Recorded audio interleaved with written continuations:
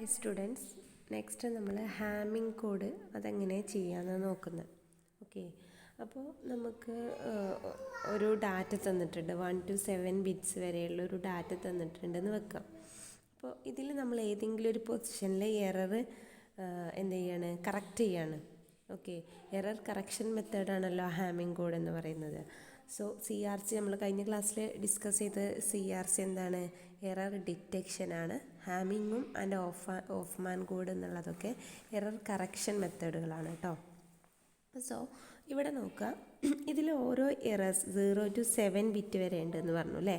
ഇതിന് ഈ ഓരോ എറർ പൊസിഷനെയും കറസ്പോണ്ടിങ് ആയിട്ട് നമുക്ക് ചെയ്യാൻ പറ്റുന്ന ബൈനറി നമ്പറാണ് ഈ തന്നിട്ടുള്ളത്. 0നെ നമുക്ക് എങ്ങനെ റെപ്രസെൻ്റ് ചെയ്യാം, 000 ആയിട്ട് റെപ്രസെൻ്റ് ചെയ്യാം. 1നെ 001, 2നെ 010, then 3നെ 011 ആൻഡ് 4നെ 10000, 5നെ 101ഉം 6നെ 110 ആൻഡ് 7നെ 111 എന്നാക്കിയിട്ട് നമുക്ക് സെലക്ട് ചെയ്യാം. ഓക്കെ, അപ്പോൾ ഇനി ഇതിൽ നമ്മൾ പറഞ്ഞു ഈ ഹാമിങ് കോഡിൻ്റെ ഇക്വേഷൻ എന്ന് പറയുന്നത് 2 power r greater than or equal to m + r + 1 ആണെന്ന് പറഞ്ഞു അല്ലേ. ഈ m എന്താണ്, നമുക്ക് തന്നിട്ടുള്ള ഈ ഡാറ്റയാണ്.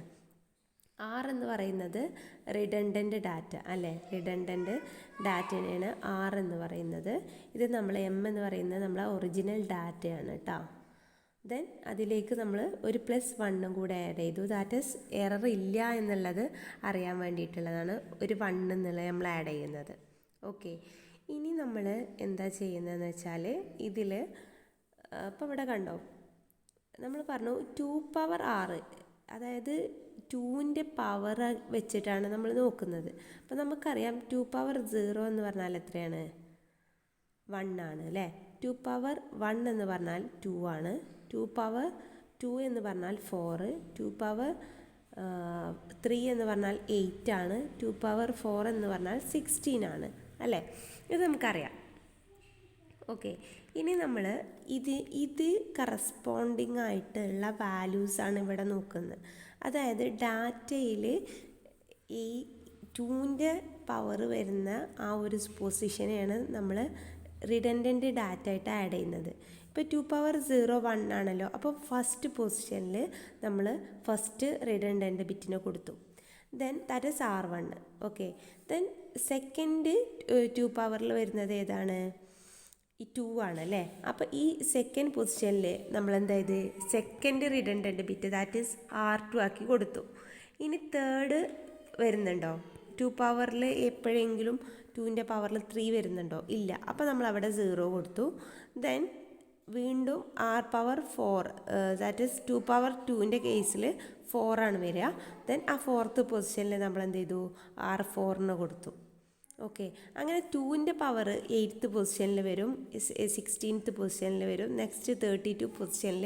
അങ്ങനെ 2ൻ്റെ പവർ വരുന്ന സ്ഥലത്തൊക്കെ എന്ത് ചെയ്യുക, നമ്മൾ ഈ റിഡൻഡൻറ്റ് ഡാറ്റനെ ആഡ് ചെയ്യുകയാണ് ചെയ്യുന്നത്. ഓക്കെ, അപ്പോൾ ഈ പറഞ്ഞിട്ടുള്ള ഈ 2 പവറിൻ്റെ പൊസിഷനിൽ വരുന്നതിനെയാണ് നമ്മൾ എന്ത് പറയുന്നത്, അവിടെയാണ് നമ്മൾ റിഡൻഡൻറ്റ് ഡാറ്റ ബിറ്റ്സിനെ നമ്മൾ ആഡ് ചെയ്യുന്നത്. ഓക്കെ, ഇനി നമ്മൾ ആദ്യം ഈ R1 എവിടെയാണെന്നാണ് നമുക്ക് കിട്ടുകയെന്ന് നോക്കാം. R1 ഡാറ്റ അല്ലെങ്കിൽ R1 ബിറ്റിനെ നമ്മൾ എവിടെ നിന്ന് എടുക്കുന്നതെന്ന് നോക്കുക. ഓക്കെ, അതായത് ഫസ്റ്റ് പൊസിഷൻ 1 വരുന്നത് ഏതൊക്കെയാണോ അതൊക്കെ R1ൽ വരും. അതായത് ഇവിടെ കാണുന്നുണ്ടോ ഫസ്റ്റ് പൊസിഷൻ, ഈ 1ൻ്റെ ഫസ്റ്റ് പൊസിഷൻ അല്ലേ. ദെൻ ഇവിടെ ഫസ്റ്റ് പൊസിഷനിൽ 1 ആണ്. ഫസ്റ്റ് പൊസിഷനിൽ എവിടേക്കോ 1 വരുന്നുണ്ടോ അതൊക്കെ R1ൽ വരും, ഇവിടെ വരും, ദെൻ ഇവിടെ വരും അല്ലേ.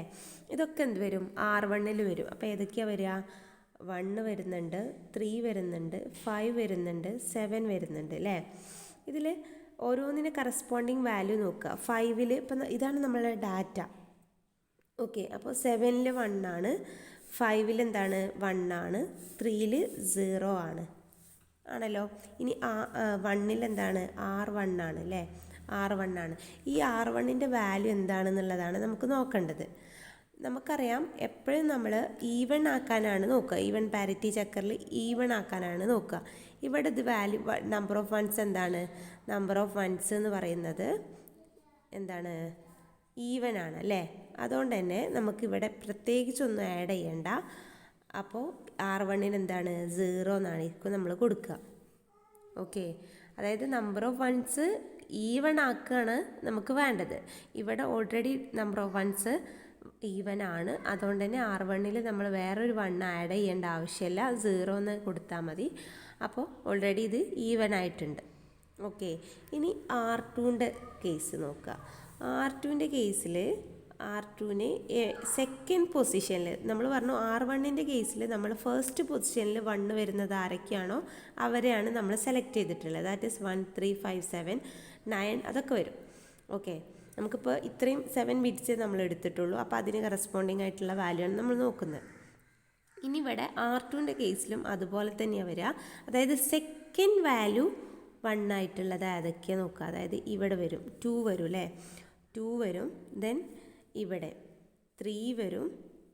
നെക്സ്റ്റോ 6 വരുന്നുണ്ട്. അതുപോലെ 7 വരുന്നുണ്ട് അല്ലേ? 6, 7 വരുന്നുണ്ട്. ഓക്കെ, ഇനി ഇതിലുള്ള വാല്യൂസ് ഏതൊക്കെയാണ് നോക്കുക. R2ൻ്റെ കേസിൽ സെക്കൻഡ് പൊസിഷനിൽ R2 ആണ് വരുന്നത്. 3 0, 6 0, 7 എന്താണ്? 1 ആണ് വരുന്നത്. ഓക്കെ, അപ്പോൾ ഇവിടെ നമ്പർ ഓഫ് വൺസ് എത്രയാണ്? നമ്പർ ഓഫ് വൺസ് ഓഡാണ് അല്ലേ? അത് നമുക്ക് ഈവൺ ആക്കണം. ഈവൺ ആക്കണം എന്നുണ്ടെങ്കിൽ ഈ R2ന് നമുക്കെന്ത് കൊടുത്താൽ മതി? 1 കൊടുത്താൽ മതി. R2ന് 1 കൊടുക്കുന്ന സമയത്ത് എന്തായിരിക്കും? അത് ഈവൺ ആയി മാറി. ഓക്കെ, ഇത് ഓഡായിരുന്നു.